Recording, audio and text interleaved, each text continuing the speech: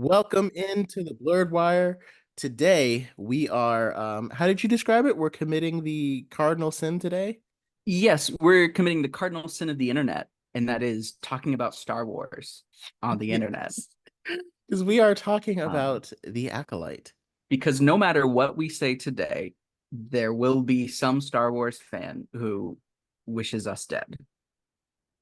I'm like, there might be some that agree, there might be some that hate it, but yep, I think that's like the most divisive fan base, I think, on the like out of anywhere. Because I think I like even MCU fans, like a lot of them are mostly done, but they're not really divisive. Some people are like, I'm gonna stick with it, and other people are like, nah, man, I'm out.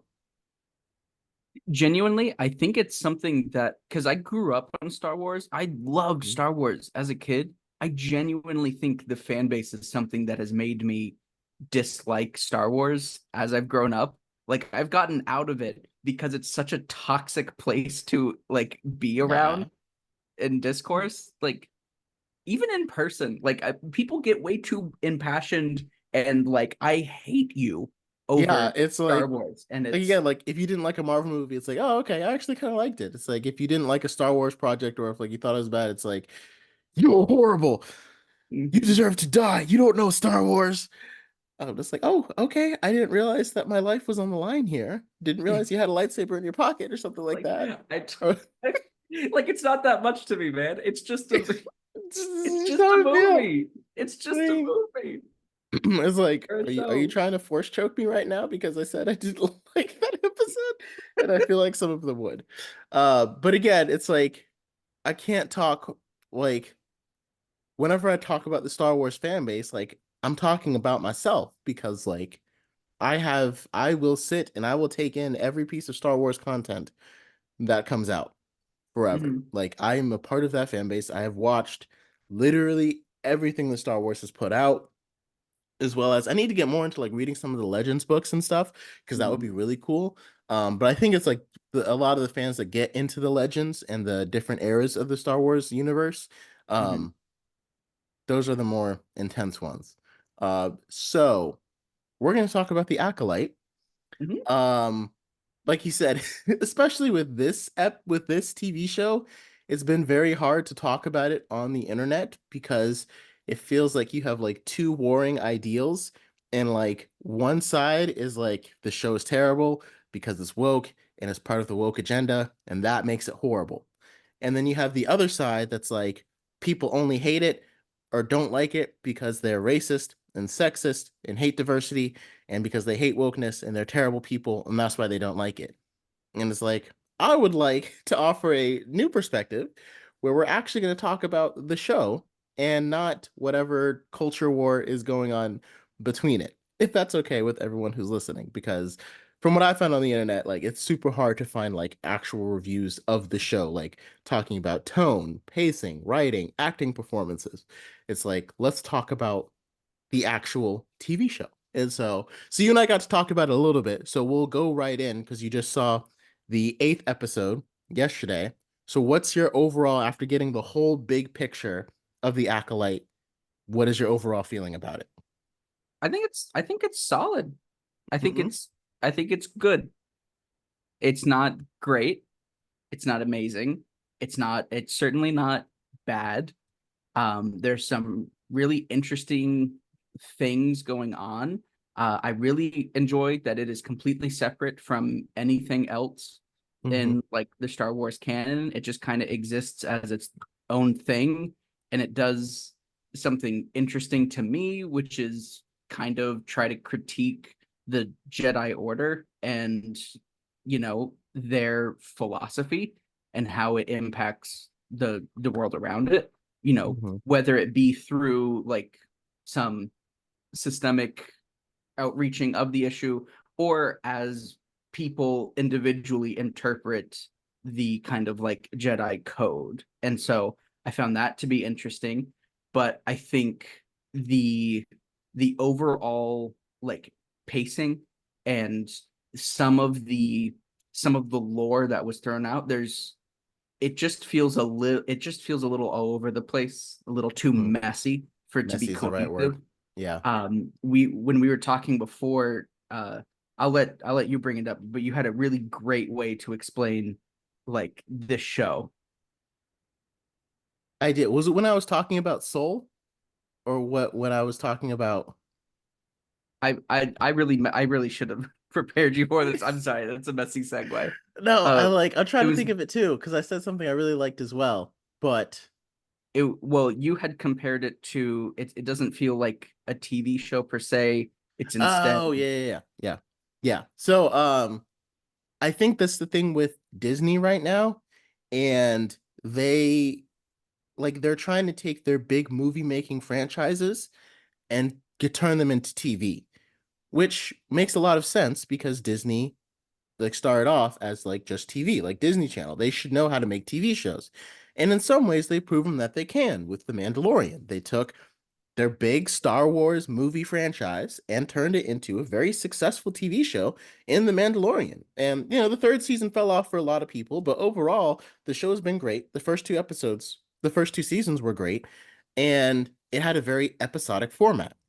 Something happens in the episode, it feels like a completed story, even though it's Mhm, telling an overarching story. That's mhm, how TV works. mhm, But in a movie tells a story over the whole, um, runtime. And Disney right now is making 6 to 8 hour movies and expecting people to consume them like TV. They're mhm, doing it with the MCU and they're doing it with Star Wars. And I think that's partly why the Acolyte feels so messy mhm. because they're choosing random points to end the episodes. The episodes aren't the same length. It doesn't feel like cohesive ways that they're ending each episode. They're just kind of like, okay, we have to explain what happened here. So like you have episode 5, which was this explosion of action and incredible pace and some of the best choreographed lightsaber fights I've seen in a long time. I'm just saying, it was fantastic. Definitely by far the best episode to me. Um, and it's sandwiched in between all of these slower, lower paced episodes where you have to spend so much time explaining what just happened and what's going on. And it's like, again, it doesn't feel cohesive because it's not a thing that they're trying to tell a whole story over these 8 episodes. And when you're releasing it week by week, it changes up the format. It's like you would never go into a movie theater and watch the first 30 minutes of a movie and then make a review right then and be like, if this movie sucks or this movie is terrible or I don't know what's going on. And it's like, well, you only watch the first 30 minutes of the movie, so you can't really review the whole thing. And that's Mhm. why we chose not to do an episode by episode review of The Acolyte because it was like, I feel like I'm not going to be able to review it until we get to the end. Like one of the Right. biggest things that I couldn't mention to you yesterday is how episode 5 revealed a huge plot hole because Chimera straight up said, I'm a Sith. I'm a Sith Lord. Like, you might call me Sith. And it was like, the Jedi have thought the Sith have been extinct for a millennia. And you're saying 100 years before Phantom Menace, the Sith, they discovered the Sith. But then Well, in no, episode he, he 8, he wasn't saying that he is a Sith. well, he's saying you might call me Sith. He said you would call me Sith, but as like you don't have the vernacular to call me what I am.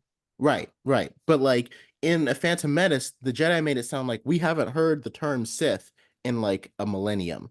Like Mhm, if the Jedi knew about what Chimera was doing, when they discovered Darth Maul, they would have been like, "Oh, kind of like that guy back on whatever planet that was who slaughtered all those Jedi." He called himself a Sith. Like this might be connected, because he literally called himself that. But then in episode 8, we get the explanation that I guess Vernestra somehow covered it all up, blamed it all on Soul, and we'll have to mhm. see how that plays in because it appears like she's gonna tell Yoda.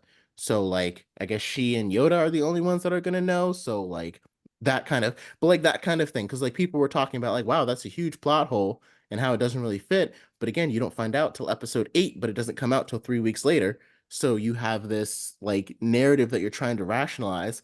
I think it's just a big mess with what Disney's trying to do with their content because they won't release everything at once. I think this show needs to be binged. You need to watch it all back to back.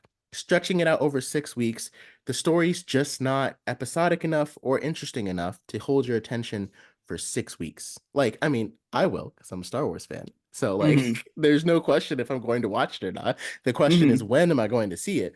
But I think that's what's for a lot of their content, I think it's negatively affecting it.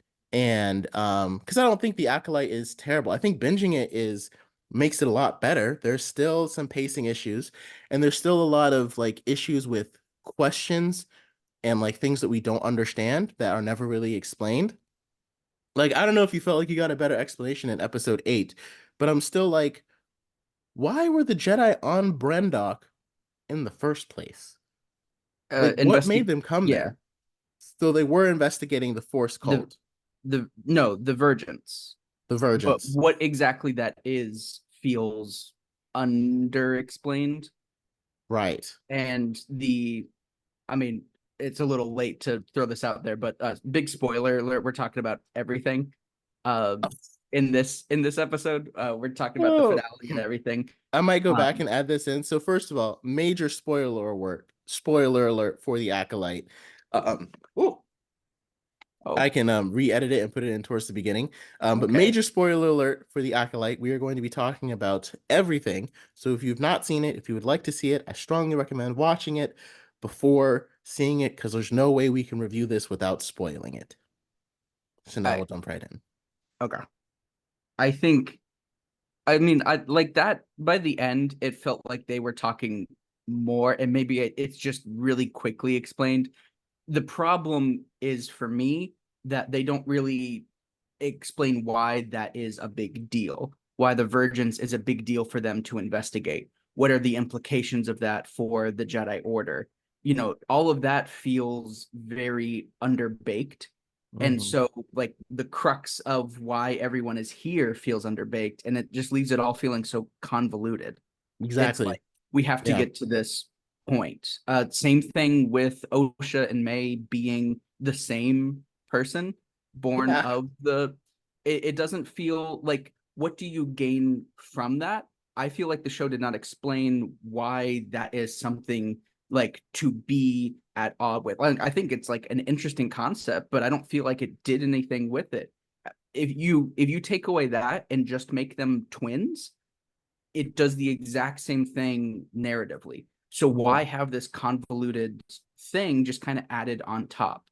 My guess is maybe because all of this obviously takes place before like the whole prophecy of Anakin or Luke, coming to be.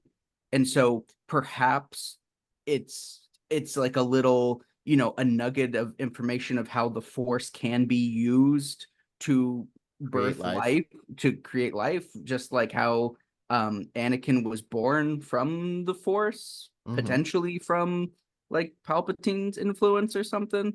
Uh, but like maybe that's what it has to do. But the show by no means gives us any clue as to why that's important, why that's a big deal, Hmm. why we're here. And it just feels sloppy when some of the more interesting moments of the show for me rest on this conflict. Right. Like And go ahead. they gave us one hint, and it was a very Oh, blink and you miss moment in episode oh, 8. what was it? So Darth Plagueis appeared, who Yeah, was he was like Sidious's master, hiding curling behind up. the thing. Yeah.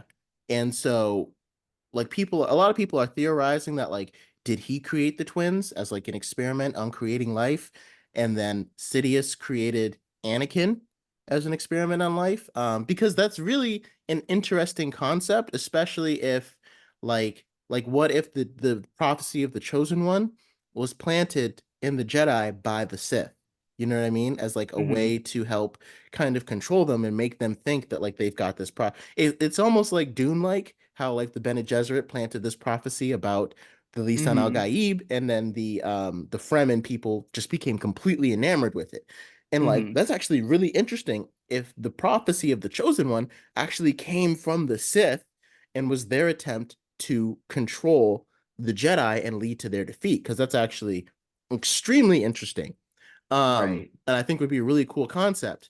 But again, showing Darth Plagueis peeking out of a corner doesn't connect all those dots. And like they probably want a season 2 to maybe connect them, But it also Right. felt like in their season one, they were like, let's answer every mystery with a mystery.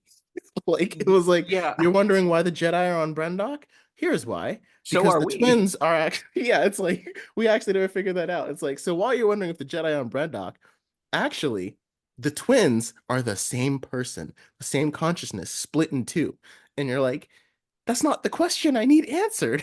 I Hmm. don't need to know that they were split. I need to know what the Jedi like because like in Tales of the Jedi, it showed a lot about what the Jedi do. They kind of act more like almost like like an additional police force for the Republic. There's like a scene where Count Dooku and his Padawan are on a planet and the senator is having a disagreement with his people. They like kidnapped his son. They have to go investigate. Even like um the Phantom Menace showed more about what the Jedi, kind of do, even though like Qui-Gon Jinn and Obi-Wan Kenobi kind of felt more like glorified mailmen, messengers, just like traversing across the Hmm. galaxy. They didn't really do a whole lot. But it's Right. like I feel like the Acolyte could have benefited from us like learning, hey, the Jedi are investigating this, or because like there was already so much animosity between the Witch Coven and the Jedi Hmm. like when the Jedi arrived. And it was like no one seemed surprised by that. You know what I mean? It's like the Jedi, it's like they knew that when they got there, there was going to be like distrust. Like they didn't trust the witches and the witches didn't trust them. And it's Hmm. like, but why? I need a reason. And he was like, oh, they're witches. It's like Night Sisters? No, they're not like Night Sisters. And like, I'm sure they probably felt like that helped, but it's like, okay, that just tells me what they're not. That doesn't tell me what they are.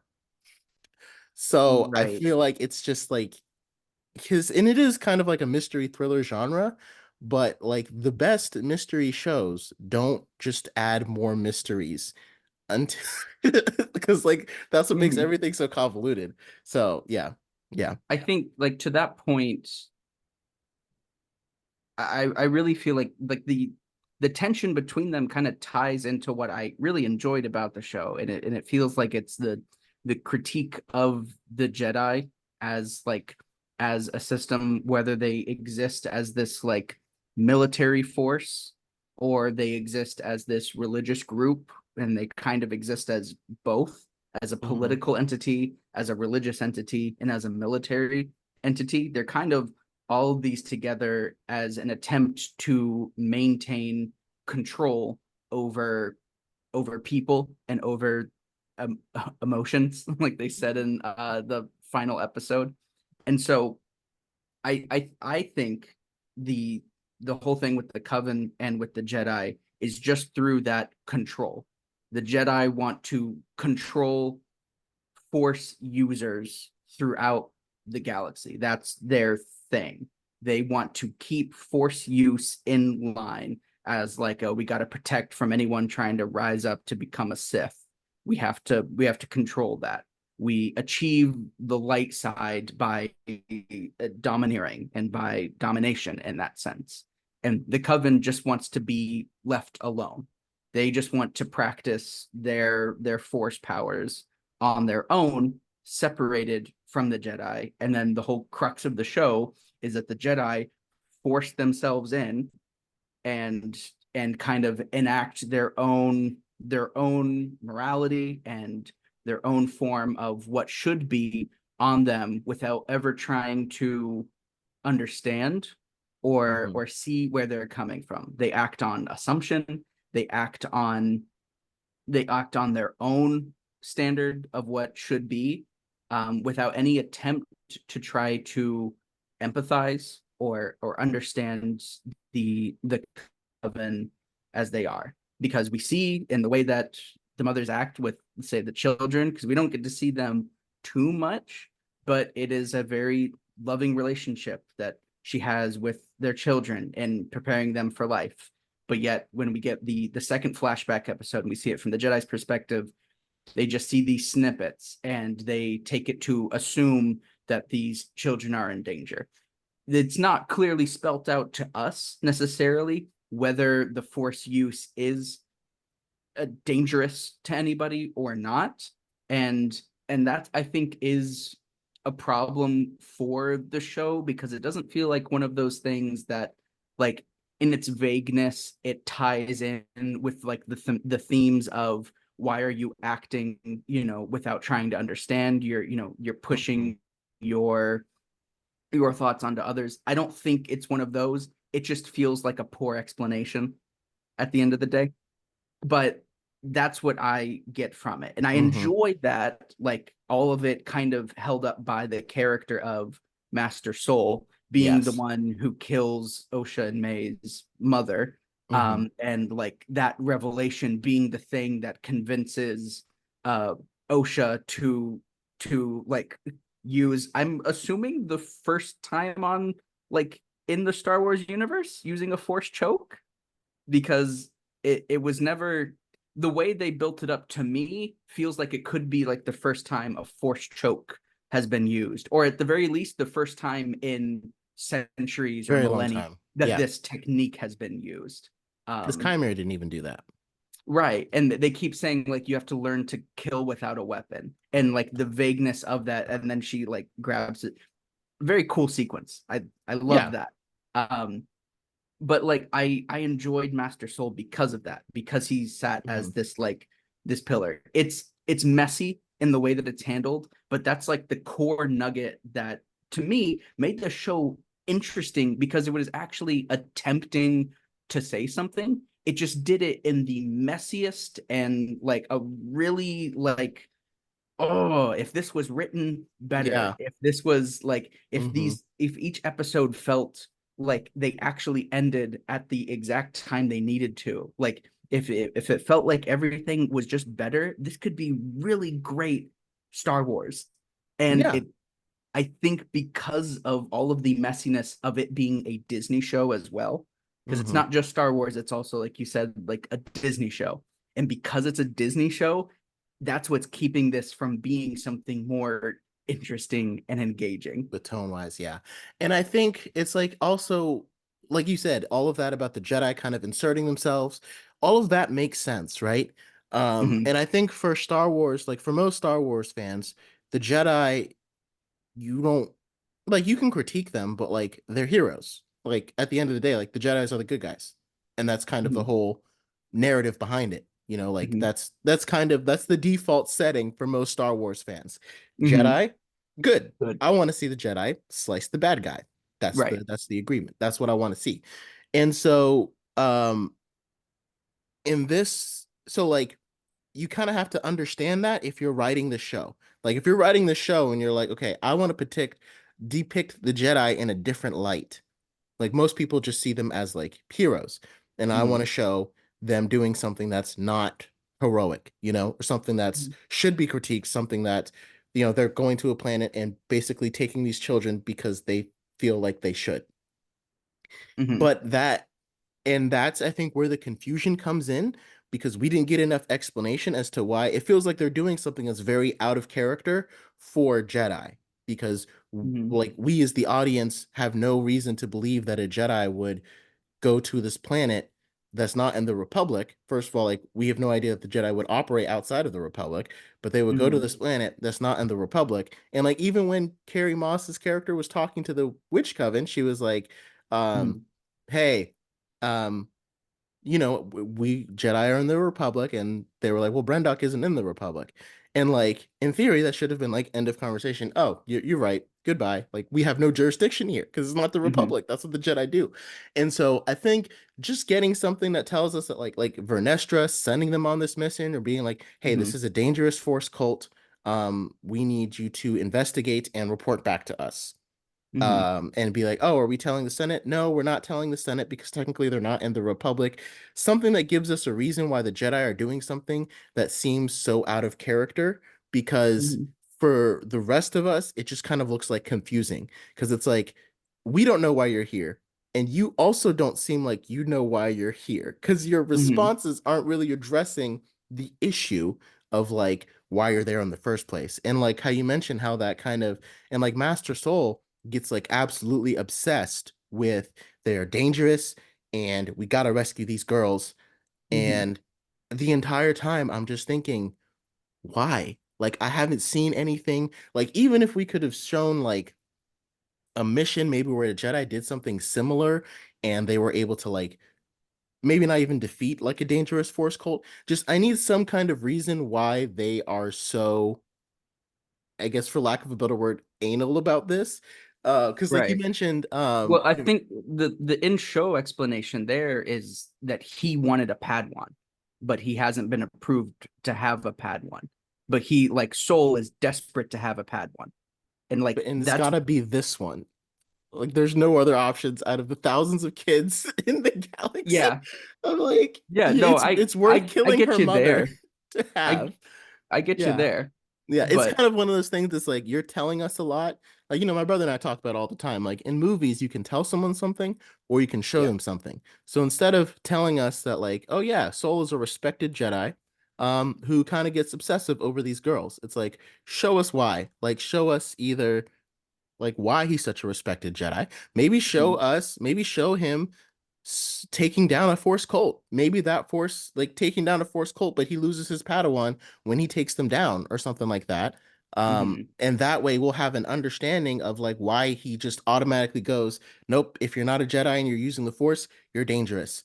And like, because like for right. us as an audience, it's not that hard to understand.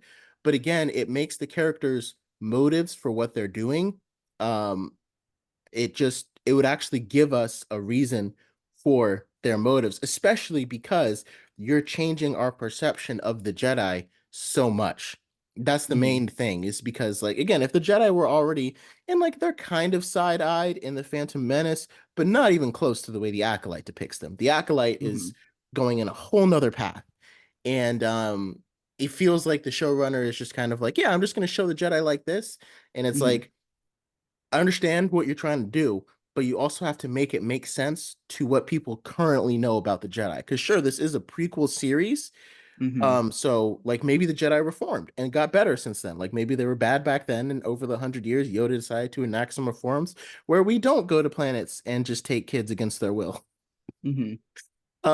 But for the Star Wars fans, like we just kind of need a reason why these Jedi are acting like this. Because again, to me, it seemed out of character. And that's So why it kind of led to a lot of confusion.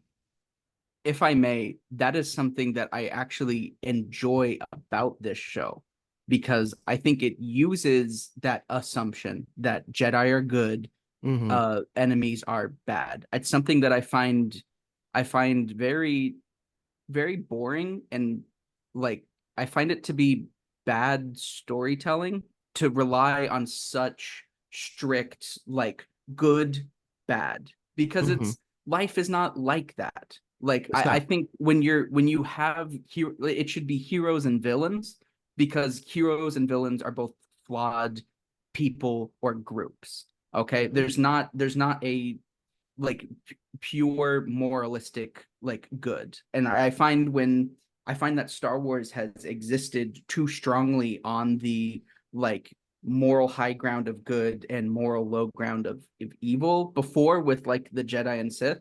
And this feels like it's taking that assumption and trying to twist it. It takes your assumption that Master Soul is good and well-meaning until you learn the truth and that he's not, and it feels like a twist because it's using the natural Star Wars methods of past, being that Jedi are good and twisting it. And I like that they did that a lot because the Jedi are not all good. They are like because if you strip away that kind of um I don't know, if you strip away what they do from like the language of Jedi, they're a group of people that uh that force you to lose all attachments to deprive yourself of any kind of attachment. And when you struggle with it, the answer is never to like discuss or open up. It's always to just Suppress. you need to repress more. Like that is not a good thing. That is an awful thing for a It's not person healthy. to Yeah. do. It's not healthy for the individual at all. And that's what I think the show was trying to get across is like this idea of Jedi trying to just repress your feelings can number one it's not sustainable because Hmm. like they were saying at the end, Master Soul, he was a good, kind, caring Jedi who did a bad thing.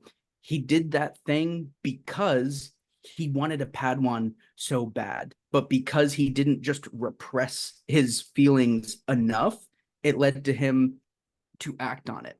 Whether you want to take that as you should just repress it more or talk about it, work through it, I think that's what the show is trying to point at, because we see that with Osha, she kept trying to repress and repress and repress, and it wasn't until like she learned the truth and she let out her emotion that she as a character found resolution, because she had been tortured mentally her entire life. And it wasn't until she could get out that emotion that she was able to have a full arc, to actually heal and to move on. And but through the language of Star Wars, she did that through an evil way, through the Sith. She achieved her character arc. She achieved the thing that was healthy through the Sith. And that's the thing I loved about this show, is it takes the assumption of Jedi good, Sith evil, and it bends it. It blurs it, because over repression of emotion is not healthy for any individual. And demanding that on especially young children, the fact that it's always young children who have to be trained to become Jedis, and that's the only Hmm. way you can. Because I mean, think about what they do. They take young children. Like when they found Osha, she was too old to be trained, so they have to take in little kids, force them to repress, repress, repress, and only then can you be a Jedi. Like that's a cruel, to me, that's a cruel thing to do, and it's a very unhealthy thing. And I just appreciate the show taking that and like really talking about, wait, we've been saying these are the good guys when this is what they do. Yeah. And I think that's like, because again, and if you go back to the old Star Wars, like, A New Hope, Empire Strikes Back, you don't really hear that. Like Yoda isn't telling Luke like how he's telling him you must control your emotions, but you don't really Right. get as much of the repression. I mean, you don't see them being taken as children. You don't see all of Mhm. that until the sequel trilogy. No, yeah, the sequel trilogy. No, prequel trilogy, where Mhm. you see the Jedi in the temple and you see what it's like to actually be raised as a Jedi. And so like, it brings a lot of questions because it's like, the idea is that like if you don't control your emotions, you will become a Sith Lord. You'll Mhm. turn to the dark side. And it's like at the same time, it's like I completely understand like the suppression of Mhm. emotions is not sustainable because like I said, the idea should be control rather than suppression. And you could tell the Jedi have Sure. always preached suppression. But at the Right. same time, it's like anytime someone stops suppressing, they just automatically become a Sith Lord killer and just start Mhm. murdering everybody. Like Mhm. Chimere, it's like, hey, so the alternative is you can repress your emotions, or you can be like Chimere and kill everybody. Or you can be Mhm. like OSHA and kill someone in cold blood.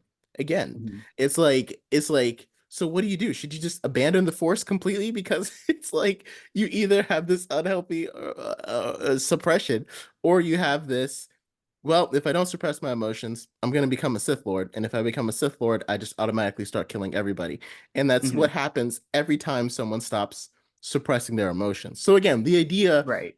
and they can't really show that the Jedi have learned their lesson and that it should be more about control rather than Right. suppression because this is a prequel, right? So like Right. they haven't learned that lesson. So it'll be Right. interesting to Because see if you in mentioned, 2026, go you ahead. mentioned like reform, and like you're absolutely right. This is like what this is, High Republic era, Hmm. like Jedi temple and council. We don't see, like when you mentioned Yoda, Yoda is not using the vernacular of repress. He's using control, which is a much healthier attitude to have, because absolutely, like strong like lashes can be controlled, and that itself is not an unhealthy thing. That is the Hmm. opposite. It is a healthy thing to be able to control your emotions. Yeah, and I think even the way like sometimes they'll preach control, but Mhm. control doesn't mean not talking about it. Control doesn't mean like they'll say like control your emotions by not talking about it. Like they don't use the vernacular of suppress, but it's like what you're Right, telling them to do to their emotions is suppress them. You're not telling right, them to control them because to control your emotions, you confront them, you Right. discuss them, and then you what's the right word? Either move on or manage or cope with them, Right. something like that. Right. So like even in, um the prequel trilogy, Hmm. like Obi-Wan was telling Anakin to control his emotions, but every Hmm. time he was, the way he was telling him really to suppress them, just using the word control on top. Like this is how you control them, by suppressing them. But that's not Right. how you control them. That's not how you control emotions. You control them by confronting them. It doesn't have to necessarily be like acceptance, like I accept that I'm angry. It can be. It just kind of depends on the person too. Like the Jedi just need Sure. therapists. That's what they need. They need a whole group of like force Honestly, therapists to help they're them out. they're like that. They're like those guys who get really into like the philosophy of stoicism and take Uh-huh. it like way too far to be these like alpha dudes who are like, no, I can take it all. And it's like, no, dude, you need to see a therapist is what you Yeah. need right now. Yeah. It's So like it's not normal to see like all of your coworkers just get slaughtered and then like, no, I'm fine. I okay, yeah, I'm good. No, you yeah. need to talk about it, man. Right. And I'm like, I'm also trying to think because like there are a lot of rules for Jedi, like you can't attack someone that's unarmed or anything like Right. that. But I'm also like, because Kymir killed Cord while he was unarmed. Like they were both Chimere, unarmed. Kymir Chimere. killed Cord in episode 5, snapped his neck. Oh, yeah. So I'm like, I feel like Soul would have been justified in just killing Kymir because Kymir is literally a weapon. Like he proved he can kill someone without a weapon. But again, I guess he's pointing out that like, yeah, you've got so many rules. I don't have to live by them, so you can't kill me or otherwise you'll Right. break your own rules. But at the Yeah. same time, I'm Was like, it he said you can't break a rule if you never yeah, follow it? which is very interesting. But then it also kind of contradicts because it's like maybe that's part of like why Soul is haunted because he knows he broke the rule. But like if Soul really felt that rule was so important, why did he kill Osha's mom? Because like to me, if I'm thinking about when am I going to break a rule, am I going to do Hmm. it when a chick is turning into smoke, or am I going to break it when some guy slaughtered like 5 of my friends? Like it feels like as far as which opportunity to break a rule is, you know what I mean? It's like if you're Hmm. willing to do it when this chick was like turning into a force thing, smoke, but you're not willing to do it when this guy killed 5 of your friends, it's like when are you really following the rules? I don't know. But It's I part think of that's the the thing for him is convolution. he broke it when he was feeling selfish. Like because he didn't have control over his emotion and instead he just tried to repress it. Like he killed when the thing that he wanted was in jeopardy. And Mm, that is I need to they used the term like I need to get these kids safe, but what he wanted was control. He wanted to control like those children because he wanted a Padawan. Because he wanted the idea of I can train one of these kids so much that I'm going to do whatever it takes for me to be in possession of these kids. mm. And so I to me that's where I think the difference is because with what's his name? Kamir? Chimere. Chimere. With Chimere, I don't think he had any of that. Like he was just like, no, I can follow the code. Nothing conflicts with my own personal want. Whereas I think before that's it conflicted with Mhm. his personal want. And And that's that's why. why, yeah, and I just think seeing like again, because and I think everything that you're saying, like how we're flipping the assumption of the Jedi, I think it would have continued to hammer home that assumption of like the Jedi are good. And it would have given us like if we saw them taking down a force cult and like Soul like successfully took them down and did the good Jedi thing and like took them down, like it would have we would have still walked away like, oh, that was the right decision. Soul is a good guy. Like, it would have kind of hammered home too that the Jedi are good. I guess it just I think that's part of like the because I know what you mean. Like they're using that assumption that you believe the Jedi are good and she's flipping it on its ear. Mhm. But I'm like, I just remember being so confused by the seeming obsession of Mhm. them because I think she could have showed why they were so obsessive over this and maintained that the Jedi are good. Mhm. Like make the audience think that the Jedi are good, but they're obsessive over this concept because like again, in a way, like being obsessive could have been good. Like if you're obsessive, maybe you will are able to like if we saw how that obsession led them to taking down a dangerous force cult that was doing something bad, it Hmm. would have made more sense as to why they didn't listen, just acted and created such a huge stir. I'm also like, why did like we talked about it yesterday? I'm like, why did he think that like when this chick was turning into smoke, that Yeah, why his do you? lightsaber was gonna be effective? I'm like, Yeah, I don't really get that either. like when something's on fire, does he just like swipe at the fire with his lightsaber? Like to put out the smoke? Uh, But I but think yeah, I see like what you mean. they're not trying to redeem the Jedi here. Like I No, think no, no, the no. point that they're trying to make is like we don't need another example of the Jedi being good because that's literally all of Star Wars canon. Exactly. Like that's Hmm. everything that Star Wars has been. So we don't need a scene of them like using that, using that obsessiveness itself to achieve a good goal because I feel like they're trying to say that the obsessiveness is coming from a lack of control. The obsessiveness itself is the problem. Whether used for good or bad, it's still unhealthy. Like Hmm. whether you stop an evil serial killer from blowing like killing like a whole town of people or you use it for your own selfish gain, it still hurts you in the end. And that's the thing that we get from OSHA is that it is what's the term, like you can't, it's unsustainable.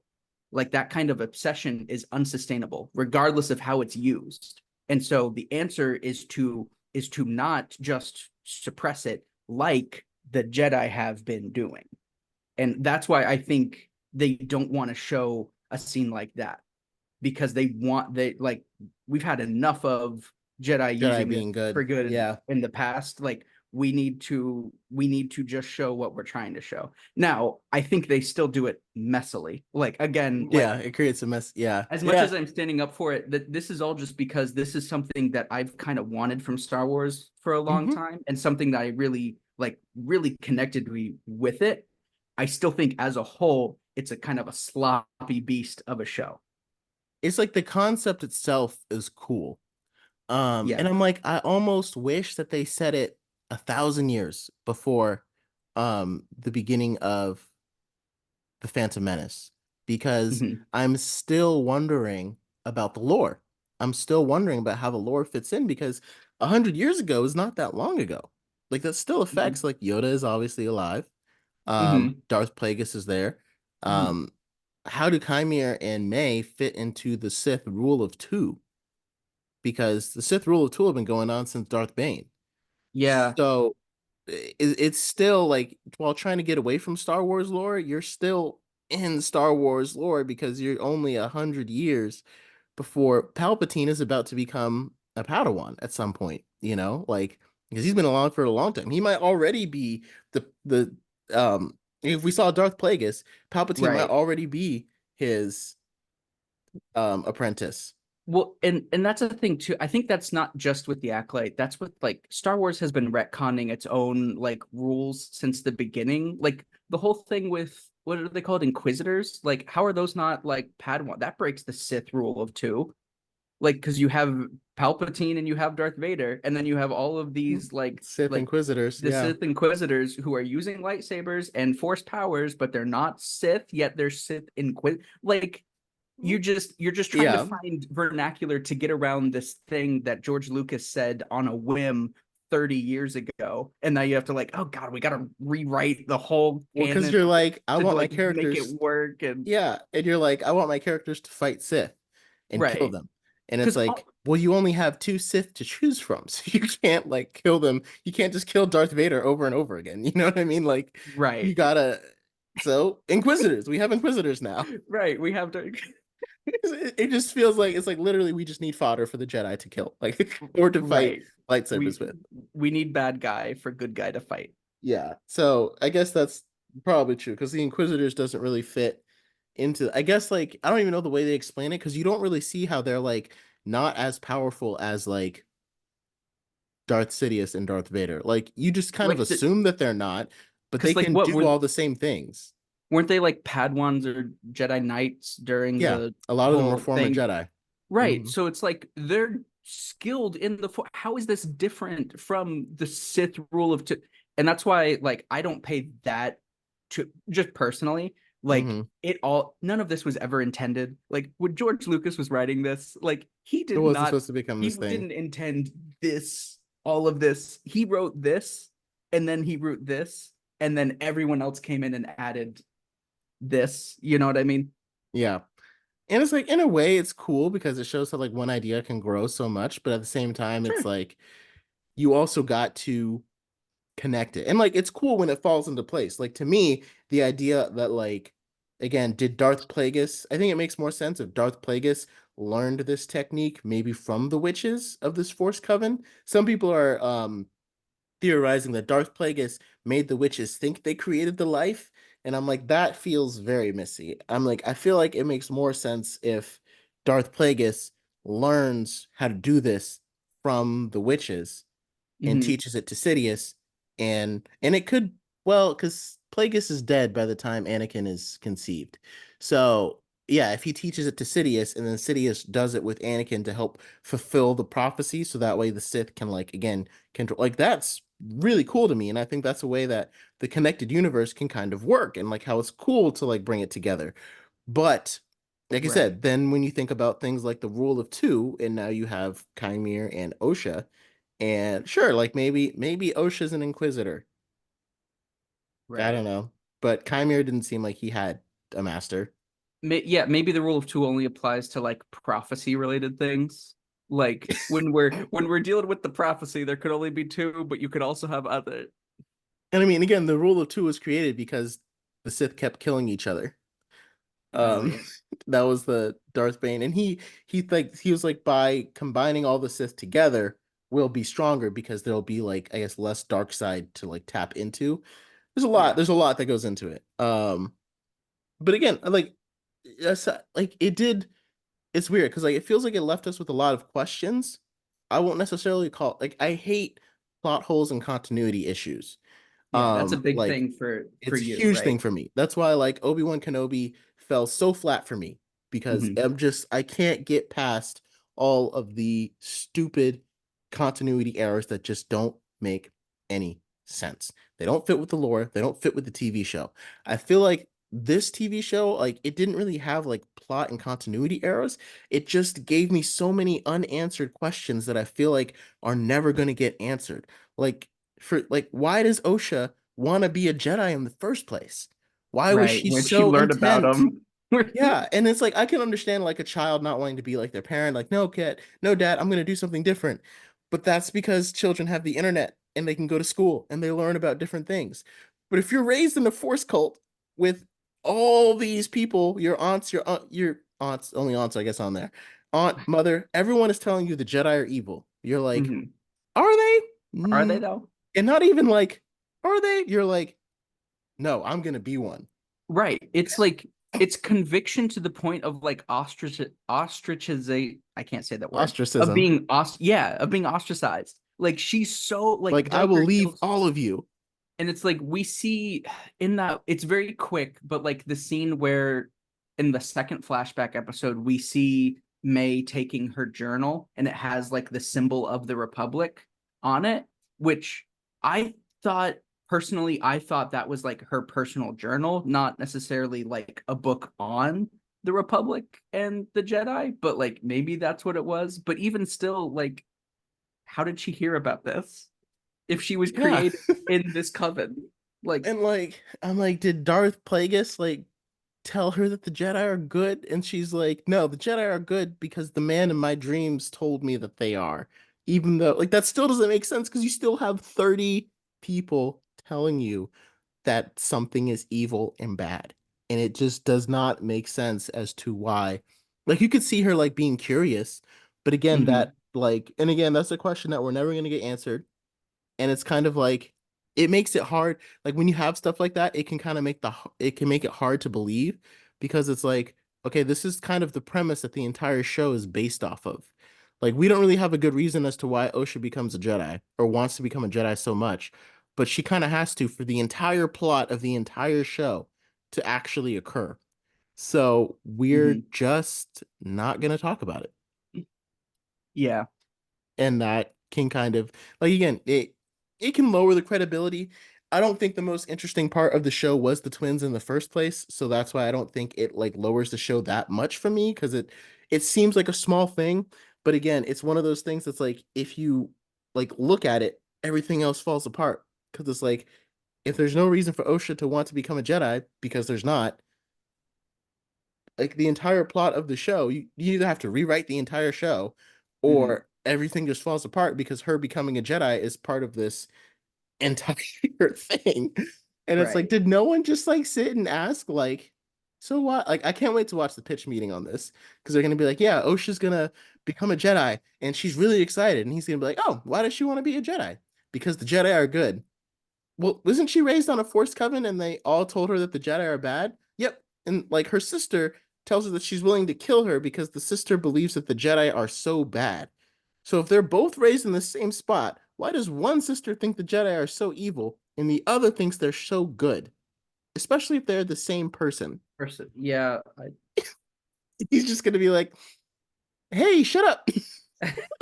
Like he does the. Oh, I love the pitch meeting so much. But anyway, so It I think doesn't that make just kind of it's like I said, there are like to me, like if I'm ranking, but despite all of this, like people that are like, this is the worst thing Star Wars has ever released.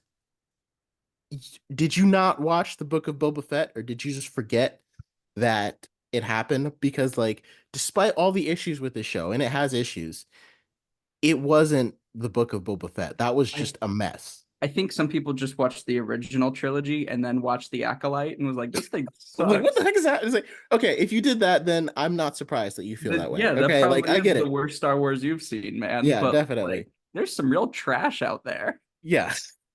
There's real trash out there because again, If despite these issues, it still had interesting concepts to build on. Like I said, episode 5 to me was the best episode. I mean, and because again, it's really hard to take lightsaber choreography to the next step because it's like, okay, lightsaber is like a sword fight with a glow stick and it looks cool, but it can only look so cool for so long before it's just the same thing over and over and over again. Yes. And if we can just like dwell on that for a second, the lightsaber fights in episode 5 and then episode 8, between Kamir and Soul, amazing. Some of They the right, yeah. best and most fun. I'm not sure if you, I don't know about you. Quick little story. I grew up with Star Wars, obviously, but also with Star Wars video games. And Hmm. something that I've loved about Star Wars games is that they let you use the Force in ways that you would never see on like in a movie. Like you could never see because there was too much like build up to the fights and it was never like as action packed as you may necessarily want. It felt more thematic with the duel, like a fencing duel, more Hmm. than like this all out like two wizards going at it with crazy like powers. This show went all out. Like the end with Kamir using like throwing his lightsaber out and like them using the force to deflect it and straight up like headbutting uh lightsabers. It was, I Cortosis. don't know, Hmm. it was untamed, it was raw. There were total, especially in the last episode, I got really big Crouching Tiger, Hidden Dragon vibes from like the scene where like they jump out of the window and like you can tell they're both being like suspended as they like fall in this like Hmm. graceful slow-mo. It's straight out of like classic martial arts movies and it was amazing. I wish we saw this level of choreography in some like more Star Wars properties because it felt like continuous takes. They weren't like overly edited and like quick shot. Like it felt like we sat on it. We had different angles to play with what would show up the most interesting with the scenes. If you hate that, dude, I just don't think you like Star Wars at this point Yeah, because this like is some of the best action that Star Wars has put out from a lightsaber to lightsaber perspective. I mean, the lightsaber fights in this were far better than like in Ahsoka, you know? Mhm. Like, and to me, they rivaled Revenge of the Sith. And just because, and like again, it got so like the show is actually surprisingly dark, which also kind of like highlights some of the tonal issues because again, Yeah. in like episode 4, we go from like her asking whether like talking about like this like the talking little, beaver looking pig thing. yeah, And I'm like, and then the they go weasel to man, and then the Weasel Man, and then the next episode, Chimera is brutally murdering a child. And it's like, tonally, did we need the Weasel Man in the show at all? Does he do anything? Because yeah, I cannot stand it when people put comic relief in stuff that's not actually funny. mm-hmm. Like the show didn't make me laugh at all, which is fine. I don't No. need to laugh at everything. You could just take all that stuff out and that will help me take the show more seriously. But anyway, Mhm. I think the lightsaber fights definitely rivaled Revenge of the Sith. I mean, you can tell me that they didn't, and I would need like you to explain how they didn't. And Mhm. someone brought up a good point that like, even when Kymer was like cutting through all those Jedi, they were like some of the Jedi, like you could see in the background, they were just like waving their lightsabers around and like they weren't really hitting anybody. And they were Mhm. like, it kind of showed that like, well, like, it kind of seemed like dumb, like kind of like how like the stormtroopers like don't always shoot, or like there's like a scene in Batman, The Dark Knight, Sure. where like he's fighting a bunch of like bad guys and it looks awesome because he's like just killing them, like hitting them. But then there's like guys like standing in the background just like staring at him, not doing anything. It Right. is like, okay, it's not as cool as it seems. Like you can't actually take on this many people.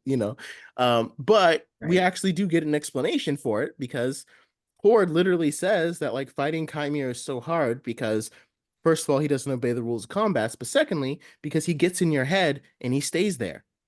So Mhm. like those Jedi who were just waving their lightsabers around, not hitting anything, Mhm. he could have been projecting like an illusion of him and they thought they were fighting him and they weren't, which is why they couldn't help him. They couldn't help their Jedi friends while he slaughtered the other ones. So Right. like it actually made sense and it actually had like a good reason for it. And that force deprivation helmet allowed him to not allow the Jedi into his head so he could do whatever he wanted to their heads. Um, Right. and so like to me, that explanation completely holds up. And I really loved how we were able to see because like in Star Wars movies, you don't see it as much of like certain Jedi are have more skills than others. Like again, Mhm. Mace Windu is very, very strong with the Force. With the pod Right. is his certain like he's very close to the dark side, but he's very strong with it. We don't Mhm. see that at all. Not even a little bit. You cannot tell that Mace Windu is a good Force user because he Mhm. never uses it He never in the let him movie. use it. He They never never give him let a him use it. situation to use it. And in all we see is that he's a good lightsaber fighter. Like he's good with his lightsaber. And like in compared to Obi-Wan and Anakin, when they're fighting, Obi-Wan is known for being the best swordsman in the galaxy, perhaps the best swordsman Jedi ever. With Mhm. his that's what he's supposed to be. Like he's known for his style of Jedi is a defensive style, and it's known for being good with the lightsaber. Mhm. And so like it kind of feels like in Revenge of the Sith, those fights should have been reversed because Obi-Wan was doing force feats that were on par with Anakin's. And it's like we really should have been seeing Mace Windu doing the crazy force feats, like when they were like had their hands like pressed up together, Obi-Wan and Anakin, and like everything was like breaking around them. And it's like we Right. probably more should have seen that with Mace Windu and Palpatine, because again, that's supposed to be Mace Windu's thing, and He's Obi-Wan's supposed thing to is supposed to be be good sword fight. But anyway, I say all that to right. say you could tell that Soul, like his thing was hand-to-hand combat. He was the best hand-to-hand combatant out of everybody. But he wasn't Right. as good of a lightsaber duelist as Chimere and maybe even Mhm. some of the other Jedi, because every time Chimere would knock his lightsaber out of his hand, like Chimere got the edge on him multiple times with his lightsaber. But Mhm. whenever he did that, Soul would switch to hand-to-hand combat and Chimere couldn't keep up with his movements. And it was cool to Yeah. see that like little like that's taking time in your choreography, you know what I mean? And like Right. even when May was fighting Soul, like you could tell she didn't have a chance. Soul was like literally just like trying, he was literally stalling basically. Like Mhm. he was just effortlessly dodging, like he knew everything she was about to do, because again you could tell that his skill lies in hand-to-hand combat, and it was really cool watching him switch to hand-to-hand combat to defeat to fight Chimere. Mhm. So I think the show does a lot of good stuff well. Like you can't look at this show and say it doesn't do anything well. Yeah. I can't see it. Like there's a lot of people that um love Andor. I'm not going to talk about the people that maybe don't love Andor. I have Um not yet seen it. but Oh, okay, okay. I probably know I will love it when I do see Oh it. yeah. Like if you like Rogue One, you love Andor. That's just Mhm, basic. If you think Rogue One is the best Star Wars movie, Andor will be your best Star Wars TV show. mhm, And but even for people that don't like it, they're like, it still does some things well. They're just kind of like, it's just not really for me, or like it didn't really capture me as well. mhm, Um, and I'm like Book of Boba Fett, I can't even say it did anything well because like the best parts about the show, Boba Fett wasn't in. Like the best mhm, parts mhm. about the show were The Mandalorian 2.5. And it's Right, like you can't like that's not Boba Fett, that's The Mandalorian. So right. like those episodes belonged in season two. So and again, like Ahsoka has like I loved it. It's like Rebels season five, but it also still had its flaws. Mhm, So I think I don't know, like it's a pretty comprehensive view of the Acolyte. Um, from like if I had to rank like Star Wars shows, to me it fits right in the middle. Like if I'm just talking about like live action Star Wars shows, Mandalorian is number one, and then mhm, probably Ahsoka, and then to me the Acolyte, and Obi-Wan, and then Book of Boba Fett. Because mhm, again, in Obi-Wan, I can't like there's nothing in the Acolyte that's so bad that is worse than Darth Vader staring at Obi-Wan, the man he's wanted to kill for 15 years, and not doing so because there was some fire in front of him. mhm. There's nothing. Darth Vader was burned alive, Dude could put still out a trying to fight. kill him. His legs are metal. They wouldn't even catch. He could just force Obi-Wan over to him through, like he could literally force He could drag have Obi-Wan forced through him the into the fire. fire, and that would have been like Exactly great what he did. revenge. Right. And he just, oh no, I can't. Obi-Wan, he got away because of the fire. Yeah. Like there's nothing in the Acolyte that's as bad as that. I am sorry. I am so Mhm, sorry if you feel differently. Even Osha's plot hole about why she wants to become a Jedi. mhm. There's nothing as bad as Yeah. watching that. My eyes were bleeding with Mhm. pain of what is going on. And then Obi-Wan just not killing Darth Vader at the end when he had the chance. I can't reconcile how that's not worse. So, Yeah.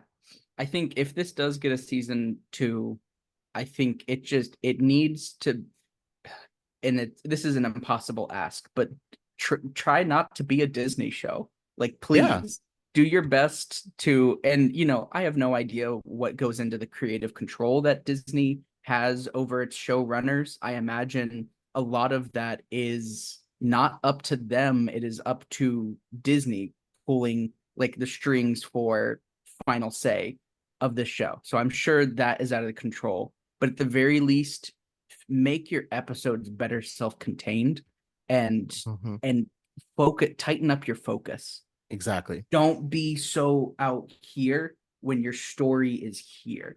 You don't need to You don't be. need to set up other like narrative plots for other Mhm. series. Other You're a prequel, you're out of the way of everything else. Don't try to set up like force dyads. Don't try to set up like an origin for Darth Plagueis or how the Sith got restarted or anything. We don't care. Okay? Just tell a good story. Stay focused. And you had the core of it here. You flopped. You just got so sloppy with it that it didn't come out as right. If you tighten that focus, you could have Yep. something real special as its own thing on your hand. I think you're right. I think that kind of just sums up the show. Like if I had to sum it up, I would just say unfocused because Mm-hmm. you introduced all these mysteries Mm-hmm. and you didn't tie up half of them. And Yeah. when you introduced a new mystery, you looked like you were about to answer it, and instead you just introduced a new one, Right. which just like it can work, but if those mysteries are huge plot holes, it doesn't work. Like Right. there's no such thing as like it's so mysterious it's good. No, that is not a thing. That is not a thing. It's so mysterious, it's unfocused. And Mm-hmm. so, I mean, I don't think it's going to end up getting a season two because people are just hating it so much. Yeah, the, the I, the vitriol thrown at it, the yeah, undeserved vitriol is very sad to see on display, but not honest unfortunate to say it's not really that surprising considering the fan group that yeah, talks yeah. about Star Wars. And again, it's like there's legitimate complaints, and there's a lot of people that, the Jedi are beloved, and they really don't want to see them depicted this way because, these are their childhood heroes. You know, like when they were kids, they wanted to grow up and become Jedi. Hmm. And so like I think in a way, I think the show could have done a better job of at least understanding that. Um, and maybe like, you know, kind of working, not like, again, part of it is like being let down so hard by the Jedi, but like, you know, you could have let them down like a little gentler, I guess, if you wanted to, maybe, but that would have all been fan service. It wouldn't have really necessarily improved the story. In some ways it could have, but it probably would have been fan service. But again, when you have fans, you do have to do like there is an element of service in there because you want them to coming back, because some of those things that they're not getting is why it's being torn apart and probably why it's not going to end up getting a season two.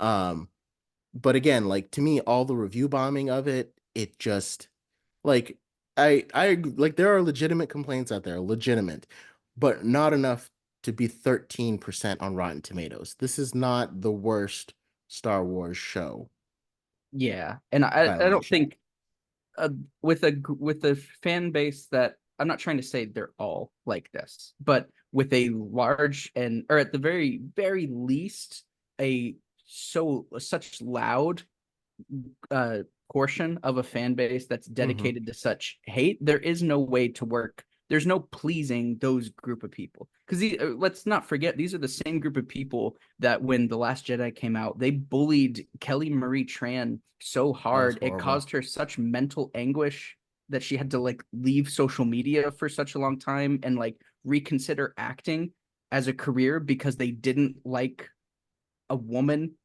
and they An didn't like Asian woman. what she was doing in the show. They didn't like her character. Like that's the kind of vitriol. Like there's no pleasing that. Like they're going to hate no matter what. So I And think like, that yeah, ignore yeah, them entirely. You don't need them. Nobody needs them. exactly. Like listen to us.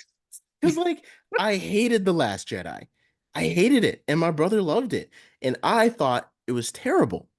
But I also didn't start bullying the main actress into like severe mental anguish. Like I can't respect somebody like that who's like, I hate this movie so much because of this character, and now I'm going to, it's like you don't have an opinion.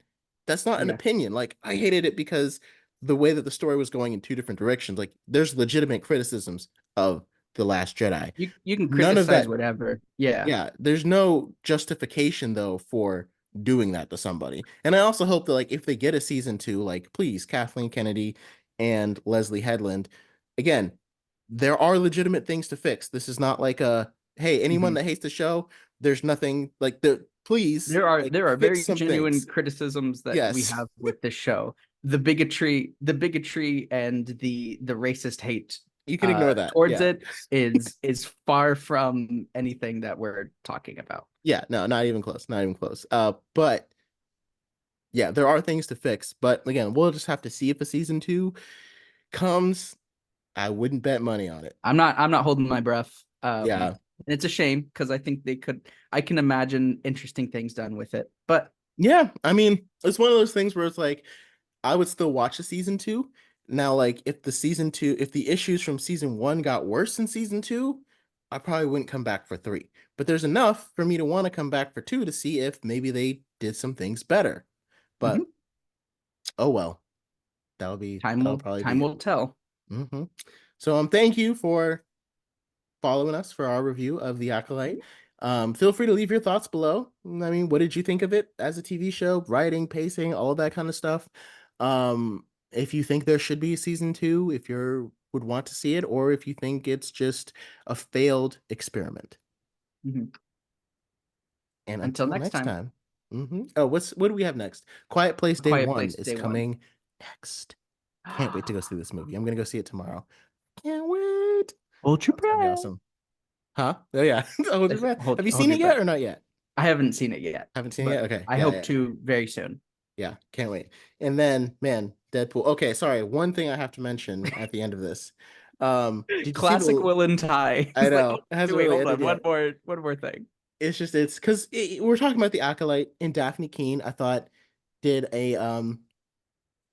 I don't think they gave her much to work with her character. It was cool to see her defeat May like with hand-to-hand combat. And again, that Mhm, kind of goes back to what I was saying, how you could tell that Soul was a master of hand-to-hand combat, and he obviously taught that to Jackie, who was his Padawan, which is why she was able to defeat May in a way that other Jedi couldn't. mhm, This is why she ended up beating her hand to hand. mhm, But I say all that to say, like Daphne Keene, should be she did an excellent job because the latest Deadpool and Wolverine trailer revealed her in the movie, and there was speculation for months because again she played X-23 in Logan, the little girl with the claws. mhm, And there was speculation for months that she was going to be in it. And literally on the premiere of the Acolyte, they were like, "So, are you in Deadpool and Wolverine?" And she was like, "No." She was like, "It would have been a great experience to work with Hugh Jackman again, but maybe another time. Sean Levy's great." She like just straight up denied it. Like mhm. whatever people asked her, she was like, "No, I'm not in it, but it would have been great." And I'm like, respect, respect. She just they're like, "Do not tell anyone till we release the final trailer," and that's exactly what she did, and that Right. is not easy. So, respect in my book. And that helps a lot for the hype of Deadpool and Wolverine. So we'll just have to see that when it comes out. But anyway, next up is A Quiet Place Day One. Leave us your thoughts about the Acolyte, and this will actually Yes. be the conclusion of the episode this time. Um, so yeah, we'll talk to you guys next time. Until the next time.